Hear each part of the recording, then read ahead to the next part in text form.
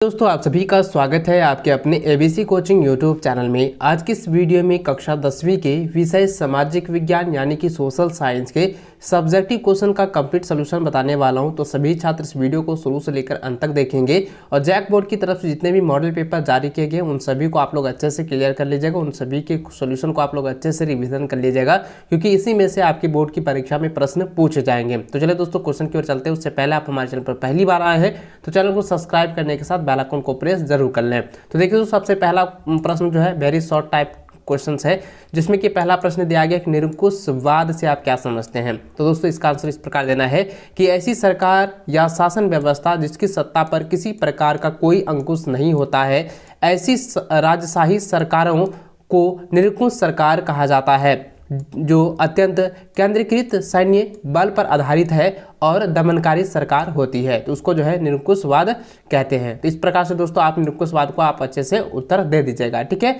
और इसको आप लोग कॉपी में नोट कर लीजिए। अगला प्रश्न देखिए दिया गया है कि गांधी जी ने असहयोग आंदोलन वापस लेने का फैसला क्यों किया। तो दोस्तों इसका आंसर इस प्रकार देना है क्योंकि चौरा चौरी हत्याकांड में 22 सिपाही की हत्या हो गई थी, तो वह परेशान हो उठे तथा लोग हिंसक हो गए थे।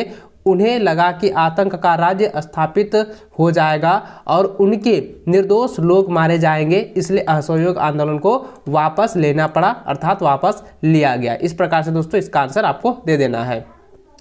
अगला सवाल है कि सत्ता की साझेदारी क्यों आवश्यक है। तो दोस्तों ये काफी ईवीआई सवाल है, इसको आप लोग अच्छे से कॉपी में नोट कर लीजिए, एग्जाम से पहले इसको रख लीजिएगा, ठीक है।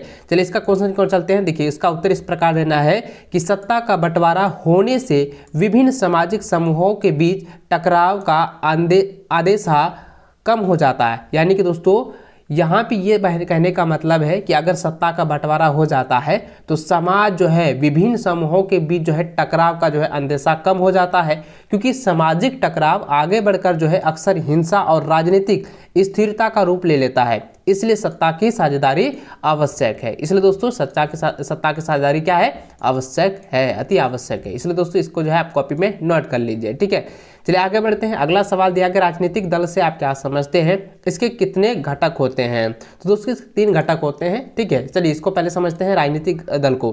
तो देखिए दोस्तों राजनीतिक दल जो है चुनाव लड़ने और सरकार में सत्ता संभालने के लिए एकजुट हुए लोगों के समूह को राजनीतिक दल कहते हैं। इसके जो घटक है वो इस प्रकार है। पहला होता है दल का नेता, दूसरा होता है दल के सक्रिय सदस्य और तीसरा होता है दल के अनुयायी, ठीक है। तो इस प्रकार से दोस्तों इसका 3 घटक होते हैं। तीनों घटक को जो आप इसको कॉपी में नोट कर लीजिए, इसको रख लीजिएगा।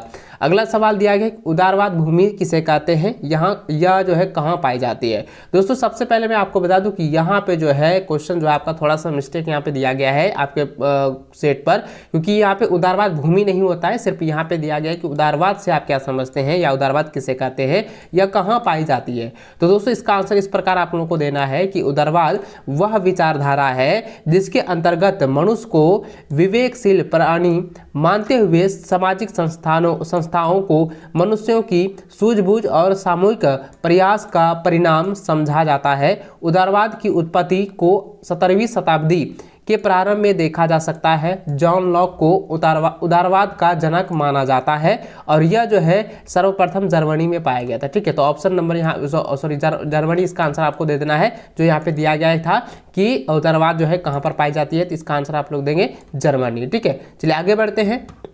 अगला सवाल दिया गया है कि छोटा नागपुर क्षेत्र को खनिज का भंडार क्यों कहा जाता है। तो दोस्तों इसका उत्तर देना है छोटा नागपुर के पठारी क्षेत्र में अधिकांश लोहा तथा इस्पात उद्योग केंद्रित है। इस प्रदेश में इस उद्योग के विकास के लिए अधिक अनुकूल सापेक्षिक परिस्थितियां हैं। लौह अयस्क का कम लागत, उच्च कोटि के कच्चे माल की निकटता, सस्ते श्रमिक और स्थानीय बाजार के इनकी मांग की विशाल सम्मिलित है। इस प्रकार से दोस्तों छोटा नागपुर को जो है क्षेत्र के खनिजों का भंडार जो है कहा जाता है। इस प्रकार से आप जो है इसका आंसर लिखेंगे, ठीक है। आगे बढ़ते हैं। अगला प्रश्न 7वां नंबर दिया गया कि प्रति व्यक्ति आय क्या कहलाती है। तो दोस्तों इसका आंसर आप लोग बहुत बार मैंने आपको बताया है और आप लोगों को भरसक पता होगा कि कुल राष्ट्रीय आय, ठीक है, देश की कुल राष्ट्रीय आय, यहाँ पे लिखेंगे देश की कुल राष्ट्रीय आय की कुल जनसंख्या से भाग करते हैं तो उस राशि को प्रति व्यक्ति आय कहते हैं, इसे औसत आय भी कहते हैं। तो दोस्तों यहाँ पे ये पूछा गया कि प्रति व्यक्ति आय को क्या कह सकते हैं या क्या कहलाती है। तो प्रति व्यक्ति आय जो है औसत आय भी कहलाती है। तो इसको आपको इस प्रकार से परिभाषा के अनुसार आपको लिखना है, ठीक है। आगे बढ़ते हैं, अगला प्रश्न जो है शॉर्ट आंसर टाइप के हैं। जो कि यहाँ पे पहला प्रश्न देख सकते हैं, दिया गया है कि अपने शासन वाले क्षेत्रों में शासन व्यवस्था को ज़्यादा कुशल बनाने के लिए नेपोलियन ने क्या क्या बदलाव किए। तो दोस्तों इसका आंसर देना है कि निम्नलिखित बदलाव किए हैं। तो पहला पॉइंट में देना है कि जन्म पर आधारित विशेषाधिकार समाप्त कर दिए गए और कानून के सामने सबकी बराबरी के नियम को लागू किया गया। दूसरा पॉइंट देना है कि संपत्ति के अधिकार को सुरक्षित बनाया गया। तीसरा पॉइंट देना है कि प्रशासनिक विभाग जनों को सरल बनाया गया, समानती व्यवस्था को खत्म किया गया और किसानों को भू दासत्व और जागीरदारी शुल्कों यानी कि जागीरदारी शुल्कों से मुक्त दिलाई गई। यानी दोस्तों यहाँ पे पहले क्या था कि किसानों को जो है, जागीरदारों को जो है एक शुल्क देना पड़ता था उसे अपनी उपज के बदले। तो वहाँ पर जो है इसकी जो है जागीरदारी की जो शुल्कें थी, ठीक है, जो उसको कर्ज दिया जाता था उसको पूरी तरह से मुक्त दिलाई गई, ठीक है। अगला पॉइंट देना है कि शहरों में भी कारीगरों के श्रेणी संघों के विभिन्न नियंत्रण को समाप्त कर दिया गया। अगला पॉइंट देना है यातायात और संचार व्यवस्था में सुधार किया गया। अगला पॉइंट है किसानों, मजदूरों, कार्यक्रम और नए उद्योगपतियों को अपने अपने क्षेत्रों में स्वतंत्रता प्रदान की गई। अगला पॉइंट आपको लिखना है कि मानक नापतोल के पैमाने चलाए गए और एक राष्ट्रीय मुद्रा चलाई गई। अगला पॉइंट देना है कि एक इलाके से दूसरे इलाके में वस्तुओं और पूंजी के आवागमन की में सुविधाएं दी गई। इस प्रकार से दोस्तों आप देखें कि यहाँ पे जो है शासन व्यवस्था के शासन वाले क्षेत्रों में शासन व्यवस्था में ज़्यादातर जो है नेपोलियन ने जो है बदलाव किए हैं। तो इस प्रकार से दोस्तों आपका जो है आंसर कंप्लीट हो चुका है। इसको आप लोग कॉपी में नोट कर लीजिए। अगला सवाल दिया गया कि मुद्रण संस्कृति ने भारत में राष्ट्रवाद के विकास में क्या क्या मदद की। तो दोस्तों इसका आंसर लिखना है निम्नलिखित प्रकार से मदद की। पहला पॉइंट देना है कि मुद्रण संस्कृति ने भारत में राष्ट्रवाद के उदय और विकास में महत्वपूर्ण योगदान दिया। दूसरा पॉइंट देना है कि यह एक शक्तिशाली माध्यम बन गया जिससे राष्ट्रवादी भारतीय देशभक्ति की भावनाओं का प्रसार, आधुनिक आर्थिक, सामाजिक एवं राजनीतिक विचारों का प्रचार में विकास हुआ। अगला पॉइंट, प्रेस के माध्यम से राष्ट्रवादियों के लिए अपने विचारों को जन जन तक पहुंचाना आसान हो गया। अगला पॉइंट, मुद्रण ने जन साधारण को स्वतंत्रता के लिए सर्वस्व समर्पण करने की प्रेरणा दी। तो इस प्रकार से दोस्तों आप देखें तो राष्ट्रवाद में जो है मुद्रण संस्कृति जो है बहुत ही महत्वपूर्ण योगदान जो है दी है, काफ़ी प्रकार से जो यहाँ पे मदद की है। तो दोस्तों इसको आप कॉपी में नोट कर लीजिए। अगला प्रश्न दिया गया कि 1932 के संविधान संशोधन के पहले और बाद के स्थानीय स्वशासन के दो महत्वपूर्ण अंतरों को बताइए। तो देखिए दोस्तों इसका आंसर इस प्रकार देना है, पॉइंट बाय पॉइंट दर्शाना है। पहला पॉइंट लिखना है कि 1932 में, ठीक है, सॉरी 1992 में 1992 के 73वां संविधान संशोधन ने स्थानीय शासन के क्षेत्र में अनेक महत्वपूर्ण सुधार किए जिनमें मुख्य निम्नलिखित है। तो पहला पॉइंट देना है कि 1992 से पहले स्थानीय स्वशासन निकायों के चुनाव नियमित नहीं होते थे, परंतु 1992 के संविधान संशोधन के पश्चात चुनाव नियमित रूप से कराया संवैधानिक वैधता बन गई। दूसरा पॉइंट देना है कि 1992 के संशोधन से पहले निर्वाचित स्वशासी निकायों के सदस्य तथा पदाधिकारियों के पदों में अनुसूचित जनजातियों तथा पिछड़े वर्गों के लिए सीटें आरक्षित नहीं थी, परंतु 1992 के सुधारों के बाद इन जातियों के लिए सीटों को आरक्षित कर दिया गया। अगला पॉइंट देना है कि पहले यहाँ महिलाओं के लिए सीटें आरक्षित नहीं थी, उन्हें अब 1/3 की संख्या में आरक्षित कर दिया गया। अगले पॉइंट लिखना है कि पहले यहाँ राज्य के पंचायत और नगर पालिकाओं का चुनाव करने के लिए कोई संस्था नहीं था, वहाँ अब राज्य चुनाव आयोग गठित किया जाता है ताकि वह इन स्थानीय संस्थाओं का चुनाव स्वतंत्र रूप से करा सके। तो दोस्तों इस प्रकार से दोस्तों यहाँ पे जो है स्थानीय स्वशासन की जो है महत्वपूर्ण जो है अंतर यहाँ पे 92 के संशोधन के बाद जो है दिया गया है। तो इस प्रकार से दोस्तों आप इसको कॉपी में नोट कर लीजिए और इसको अच्छे से रख लीजिएगा, क्योंकि इस बार ये 100% आने वाले हैं। ठीक है, अगला प्रश्न देखिए दोस्तों, यहाँ पे दिया गया है कि निम्नलिखित का मिलान करें। तो पहला दिया है आरक्षित वन, दूसरा दिया है रक्षित वन और तीसरा दिया है अवर्गीकृत वन। तो देखिए सबसे पहले क्या होता है आरक्षित वन। आरक्षित वन किसको कहा जाता है कि आरक्षित वन, ठीक है, याद रखेंगे, आरक्षित वन का मतलब होता है कि वन एवं वन्य जीव संसाधन संरक्षण की दृष्टि से सर्वाधिक मूल्यवान वन। ठीक है, तो ये हो गया आपका। तो देखिए आरक्षित वन क्या हो गया, तो ये हो जाएगा 1 नंबर। ठीक है, आरक्षित का मतलब क्या हो गया, यानी कि जो है सरकार की निगरानी में है। तो इसका जो है 1 नंबर का ए हो जाएगा, सरकार व्यक्तियों और निजी समुदाय के अधीन वन और बंजर भूमि। तो ये हो गया सरकार के अधीन। ठीक है, तो जो कि आरक्षित वन कहलाएंगे। उसके बाद दोस्तों आप यहाँ पे देखिए, उसके बाद दिया गया रक्षित वन। तो रक्षित वन क्या हो जाएगा, रक्षित वन हो जाएगा वन भूमि और अधिक संचरण से बचाई जाती है। ठीक है, उसके बाद अवर्गीकृत वन, तो इसका हो जाएगा बी नंबर हो जाएगा, वन और वन्य जीव संसाधन संरक्षण की दृष्टि से सर्वाधिक मूल्यवान वन। तो ये हो जाएगा अवर्गीकृत वन। ठीक है, ये तीनों जो है मैंने आपको अच्छे से बता दिया, इसको आप कॉपी में नोट कर लीजिए। इसी प्रकार से आपके एग्जाम में भी दिए जाएंगे। ठीक है, अगला सवाल दिया गया है कि जूट उद्योग को किन समस्याओं का सामना करना पड़ता है। तो दोस्तों इसका उत्तर देना है कि जूट से बने कालीनों तथा टाटा बोरियों की मांग निरंतर कम हो रही है। दूसरा देना है कि जूट से बनी वस्तुओं का मूल्य अधिक होता है, इसलिए निर्यात बाजार में इन्हें कड़ी प्रतियोगिता का सामना करना पड़ता है।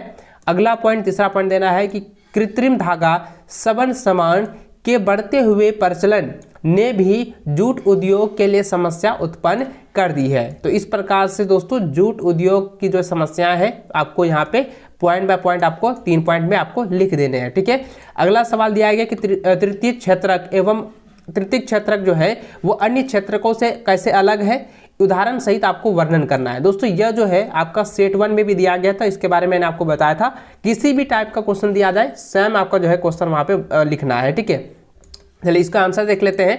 तो आंसर लिखना है कि तृतीय क्षेत्रक जो है, तृतीय क्षेत्र में जो क्रियाएं होती है वह प्राथमिक और द्वितीय क्षेत्र में सहायता करती है। यह क्रियाएं अपने आप उत्पादक नहीं होता, परंतु उत्पादक कार्यों की सहायता हो सकती है। उदाहरण के लिए प्राथमिक और द्वितीय क्षेत्रों द्वारा किया जाने वाला उत्पादन ट्रकों या रेलों द्वारा अन्य स्थानों पर पहुंचाया जाता है। कभी कभी माल को गोदामों में भी रखा जाता है। अन्य व्यापारियों से टेलीफोन पत्रों द्वारा बात करके या बैंकों से रुपया उधार लेकर माल का भुगतान किया जाता है। यह सारे काम तृतीय कार्यों के उदाहरण है। इसका अर्थ यह है कि तृतीय क्षेत्र सेवा का कार्य है, ना कि उत्पादन का कार्य, इसलिए यह अन्य क्षेत्रों से क्या है, अलग है। इसलिए क्या है, यह जो है अन्य क्षेत्रों से अलग है बच्चों। तो इसको जो है आप कॉपी में जो है नोट कर लीजिएगा, क्योंकि ये काफी VBI है, बहुत बार एग्जाम में पूछा जा चुका है। ठीक है, चलिए आगे बढ़ते हैं। अगला प्रश्न देखिए दिया गया है, प्रच्छन्न बेरोजगारी और मौसमी बेरोजगारी में क्या अंतर है। तो इसको स्पष्ट करना है। तो सबसे पहले भाषा के अनुसार लिखेंगे प्रच्छन्न बेरोजगारी और मौसमी बेरोजगारी में अंतर। लिखेंगे प्रच्छन्न बेरोजगारी में व्यक्ति कार्य करता हुआ दिखाई तो देता है, लेकिन वास्तव में वो जो है बेरोजगार होता है। देखिए दोस्तों यहाँ पे जो है टाइपिंग थोड़ा सा मिस्टेक हुआ है। तो यहाँ पे क्या लिखना है, कार्य करता हुआ। ठीक है, क्या लिखना है, यहाँ पे कार्य करता हुआ दिखाई देता है, लेकिन वह वास्तव में क्या होता है, बेरोजगार होता है। जबकि मौसमी बेरोजगारी में किसान या व्यक्ति निश्चित अवधि में काम करने के बाद बेरोजगार हो जाता है। यानी दोस्तों प्रच्छन्न बेरोजगारी में क्या होता है कि वह शिक्षित तो है, लेकिन क्या है कि वह जो है काम करता हुआ दिखाई देता है, लेकिन उसके पास कोई रोजगार नहीं है और पूरी तरह से बेरोजगार है। और लेकिन मौसमी बेरोजगारी में क्या होता है कि एक निश्चित समय के लिए, यानी कि मौसम के अनुकूल जो है, जैसे कि किसान हो गया या कोई व्यक्ति जो है एक निश्चित समय के लिए जो है वो काम करता है, लेकिन उसके बाद वो पूरी तरह से बेरोजगार हो जाता है। दूसरा पॉइंट में देना है कि ऐसी स्थिति जिसमें बेरोजगारी के आंकड़ों द्वारा दर्शाए गए लोगों से अधिक संख्या में लोग बेरोजगार होते हैं, जबकि मौसमी बेरोजगारी में ऋतु परिवर्तन के हिसाब से बढ़ने वाली बेरोजगारी जो अधिकतर कृषि क्षेत्र में पाई जाती है। इस प्रकार से दोस्तों प्रच्छन्न बेरोजगारी और मौसमी बेरोजगारी में अंतर आपको बता देने हैं। ठीक है, चलिए आगे बढ़ते हैं। अगला सवाल आपका लॉन्ग आंसर टाइप के क्वेश्चन से है, जो कि यहाँ पे पहला प्रश्न इसका लॉन्ग का दिया गया है कि मरियान और जर्मेनिया कौन थे, जिस तरह से उन्हें चिन्हित किया गया उसका क्या महत्व था। तो दोस्तों सबसे पहले हम लोग यह समझेंगे कि जर्मेनिया और मरियान जो है वो कौन थे और इसे जो है किस उद्देश्यों पर जो है उसका महत्वपूर्ण जो है जैसे कि उसका जो है स्तंभ बनाया गया है, मूर्ति बनाई गई है, किस तरीके से बनाया गया, इसको अच्छे से समझेंगे। देखिए दोस्तों, इसका आंसर इस प्रकार देना है कि फ्रांस की क्रांति के दोनों में कलाकारों, ठीक है, फ्रांस की क्रांति के दिनों में, यानी कि जब फ्रांस की क्रांति हो रही थी उन दिनों में जो है कलाकारों ने नारी रूप को या नारी रूपों का जो है प्रयोग उनके विचारों को प्रकट करने के लिए किया। कुछ कलाकारों ने इन महिला रूपों को जो है प्रयोग एकता के राष्ट्रीय प्रतीक के रूप में किया। फ्रांस में राष्ट्रीय प्रतीक के रूप में लोकप्रिय ईसाई नाम मरियान दिया गया। उसे लाल टोपी, तिरंगा और कलगी के साथ दिखाया गया और उसकी प्रतिमाएं सार्वजनिक चौराहे पर लगाई गई ताकि लोगों को एकता के राष्ट्रीय प्रतीक की याद आती रही। तो ये हो रहा है कि आपका मरियान का। उसके बाद दोस्तों जर्मेनिया के बारे में लिखना है कि इसी प्रकार जो है जर्मनी में जर्मन राष्ट्र के प्रतीक के रूप में जर्मेनिया का रूपक माना गया। उसे बलूत वृक्ष के पत्तों के मुकुट में सजाया गया क्योंकि जर्मनी में बलूत को वीरता का प्रतीक माना जाता है। इस प्रकार से दोस्तों हमने देखा कि मरियान और जर्मेनिया को किस तरीके से जो है चिन्हित किया गया है और उसका जो है महत्व किस प्रकार से है। तो दोस्तों इसको जो है आप कॉपी में नोट कर लीजिए, इसको अच्छे से आप लोग रख लीजिएगा, ठीक है। आगे बढ़ते हैं, अगला सवाल दिया गया, लोकतंत्र किस तरह उत्तरदायी, जिम्मेदार और वैध सरकार का गठन करता है। तो इसका आंसर आपको पॉइंट बाय पॉइंट देना है। तो पहला पॉइंट है कि लोकतंत्र लोगों का शासन होता है, लोगों द्वारा निर्मित होता है और लोगों की भलाई के लिए काम करता है। इस कथन में लोकतंत्र की बुनियादी विशेषताएं छुपी हुई है। दूसरा पॉइंट है कि यह लोकतंत्र ही है जो एक उत्तरदायी सरकार की स्थापना को संभव बनाता है। ऐसी सरकार कायदे कानून को मानती है और लोगों के प्रति जवाबदेह होती है। जिस दिन ऐसी सरकार का विधानमंडल में बहुमत समाप्त हो जाता है उसी दिन उसे त्यागपत्र देना पड़ता है, ठीक है। अगला पॉइंट देना है कि यह लोकतंत्र ही है जिसमें सरकार जिम्मेदारी से काम करती है और लोगों के हितों का ध्यान रखती है। चौथा पॉइंट देना है कि लोकतंत्र में ही विरोधी राजनीतिक दल स्वतंत्रता से सरकार की नीतियों की आलोचना करके उसे अधिक पारदर्शी और जिम्मेदार बना सकते हैं। अगला पांचवा पॉइंट देना है कि लोकतंत्र ही सरकार की वैधता को संभव बनाता है। जब कोई भी सरकार अल्पमत में आती है तो उसे त्यागपत्र देना पड़ता है क्योंकि उसकी वैधता समाप्त हो जाती है। अगली सरकार तब ही अस्तित्व में आती है जब वह अगले चुनाव में अपना बहुमत प्राप्त कर लेती है। बिना लोगों का विश्वास प्राप्त किए कोई भी नई सरकार नहीं बना सकती। यही चुनाव प्रक्रिया सरकार की वैधता पर मुहर लगाती है जो केवल लोकतंत्र में ही संभव है। तो इस प्रकार से दोस्तों इसका जो है 5 पॉइंट में आपको उत्तर देने हैं।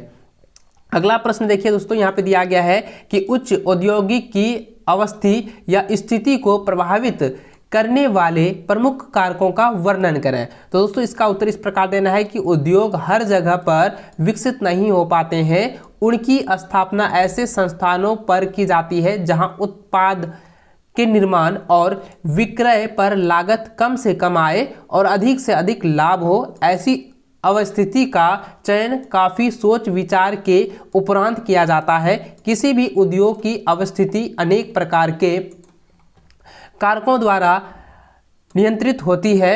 उद्योगों की अवस्थिति को प्रभावित करने वाले कारक उद्योगों की अवस्थिति को प्रभावित करने वाले कारक निम्न है, जो कि इस प्रकार है। जो कि पहला है बाजार।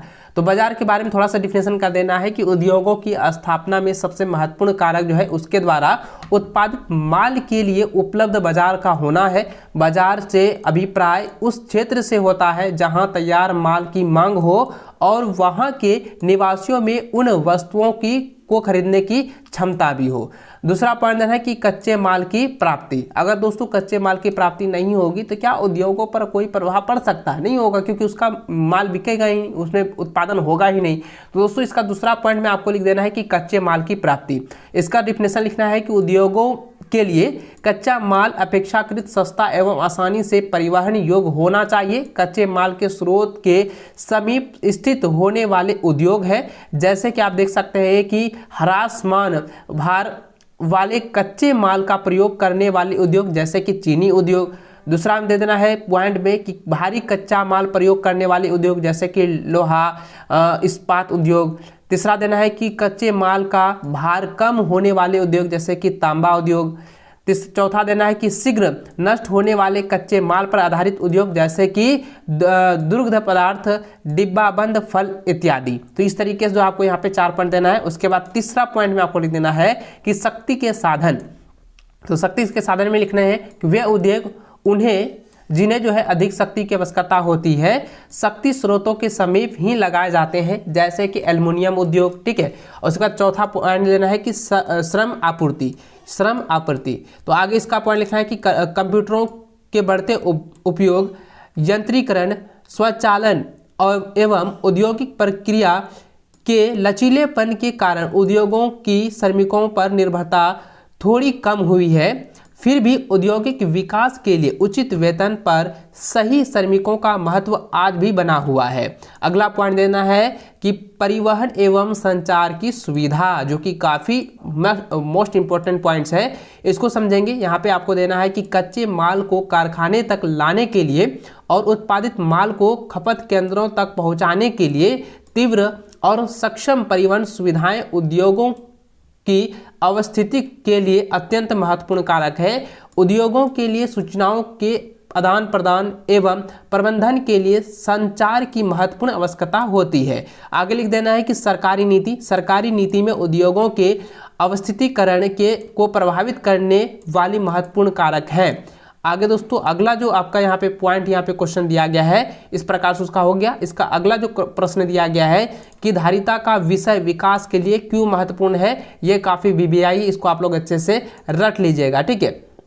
चलिए इसका आंसर देखते हैं। यहाँ पे उसका उत्तर देना है कि विकास का मतलब केवल वर्तमान को सुखहाल बनाना ही नहीं है बल्कि आने वाले पीढ़ी के लिए एक बेहतर भविष्य बनाना भी है। धारणीयता का मतलब होता है कि ऐसा विकास करना जो आने वाले कई वर्षों तक सतत चलता रहे। यह तभी संभव होता है जब हम संसाधन का दोहन करने की वजह उनका विवेकपूर्ण इस्तेमाल करें। पिछली सदी में दुनिया के तेजी से औद्योगिकरण से अस्थायी विकास का मुद्दा उभरा है। यह महसूस किया जाता है कि आर्थिक विकास और औद्योगिकीकरण ने प्रकृति संसाधनों का बहुत शोषण किया है।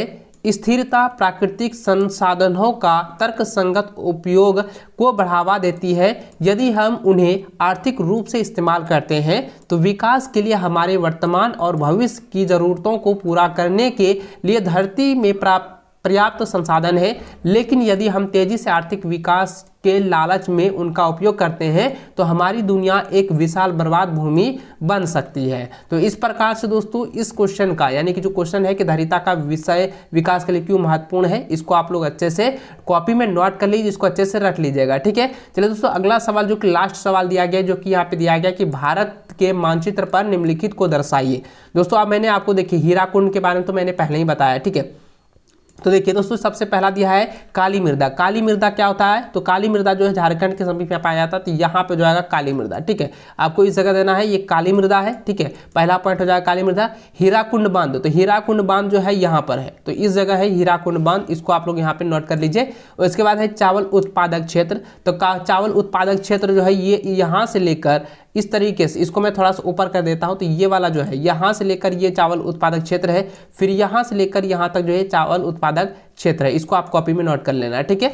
उसके बाद दिया है कि भलाई इस्पात संयंत्र। तो भलाई इस्पात संयंत्र जो है यहाँ है, तो इस जगह जो है भलाई इस्पात संयंत्र है। उसके बाद कोलकाता पतन, तो कोलकाता पतन जो है इस जगह तीसरा पॉइंट में जो यहाँ पे दिया है इस जगह हो जाएगा। इस प्रकार से दोस्तों इसका जो है आप लोगों का चित्र को जो है इसका नाम भी आप लोग लिख दीजिएगा और उसको अच्छे से आप लोग कर लीजिएगा, ठीक है। और दोस्तों आपके एग्जाम में जो है ना वहाँ पे आपका भारत का वहाँ पे जो है मैप वहाँ पे दिया जाएगा, नक्शा आपको जो है मानचित्र दी जाएगी जिसमें आपको सिर्फ अंकित करना होगा, ठीक है। तो चलिए दोस्तों इस वीडियो में बस इतना ही। वीडियो को अगर अच्छी लगे तो वीडियो को लाइक अपने सभी दोस्तों के साथ शेयर करेंगे, और आपने अभी तक इस चैनल को सब्सक्राइब नहीं किया चैनल को सब्सक्राइब कर लेना ताकि आगे भी इसी प्रकार की वीडियो आप लोगों को मिल सके और लेटेस्ट अपडेट भी आप लोगों को मिलती रहे। तो मिलते हैं नेक्स्ट वीडियो में, तब तक जय हिंद, वंदे मातरम।